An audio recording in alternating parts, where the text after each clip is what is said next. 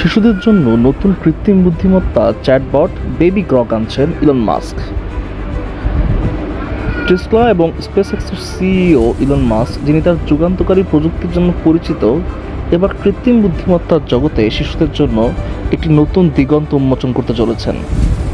সম্প্রতি তিনি তার এক্স অ্যাকাউন্টের মাধ্যমে ঘোষণা করেন যে তার এআই কোম্পানি এক্স এআই শিশুদের জন্য বিশেষভাবে তৈরি একটি অ্যাপ নিয়ে আসছে, যার নাম হবে বেবি গ্রক। মাস্ক জানিয়েছেন এই অ্যাপটি শিশুদের জন্য নিরাপদ এবং শিক্ষামূলক হবে। এই ঘোষণার পেছনে একটি বড় কারণ হলো তার বর্তমান এআই চ্যাটবট গ্রকের কিছু বিষয় নিয়ে সমালোচনা। গ্রকের বিরুদ্ধে অনেক সময় অপ্রাপ্তবয়স্কদের জন্য অনুপযুক্ত এবং পক্ষপাতদুষ্ট কন্টেন্ট তৈরির অভিযোগ উঠেছিল। বিশেষ করে গ্রকের একটি অ্যানিমে স্টাইলের অবতার অ্যানিকে নিয়ে বিতর্ক তৈরি হয়, যা শিশুদের জন্য অনুপযুক্ত বলে মনে করা হয়েছিল। এই নতুন বেবি গ্রক অ্যাপটি সেই সমস্ত বিতর্ক থেকে দূরে থাকবে বলে আশা করা হচ্ছে। মাস্ক জানিয়েছেন যে এই অ্যাপের অনুপ্রেরণা মার্ভেল কমিক্সের জনপ্রিয় চরিত্র বেবি গ্রুট। যদিও বেবি গ্রকের বৈশিষ্ট্য বা মুক্তির তারিখ সম্পর্কে বিস্তারিত কিছু জানানো হয়নি, তবে মনে করা হচ্ছে শিশুদের জন্য সহজ এবং সুরক্ষিত কথোপকথনের একটি মাধ্যম হবে এটি। ইলন মাস্ক বিভিন্ন সময় কৃত্রিম বুদ্ধিমত্তার ভবিষ্যৎ এবং মানব সমাজের প্রভাব নিয়ে তার উদ্বেগ প্রকাশ করেছেন। তিনি মনে করেন এআই একদিকে যেমন মানব সভ্যতার জন্য অপার সম্ভাবনা নিয়ে আসতে পারে, তেমনি এর কিছু ঝুঁকিও রয়েছে।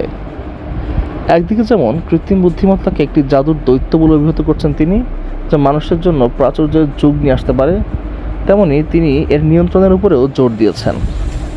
ইলন মাস্কের মতে কৃত্রিম বুদ্ধিমত্তা একদিন মানুষের সমস্ত কাজ কেড়ে নিতে পারে, যা মানব জীবনে এক নতুন অর্থ সংকট তৈরি করবে।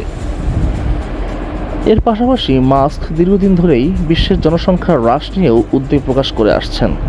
তিনি মনে করেন মানব সভ্যতাকে টিকিয়ে রাখার জন্য আরও বেশি সন্তান জন্ম দেওয়া প্রয়োজন। তিনি প্রায়ই বলেন যে জনসংখ্যা হ্রাস পাওয়া বিশ্ব উষ্ণায়নের জন্য একটি বড় বিপদ।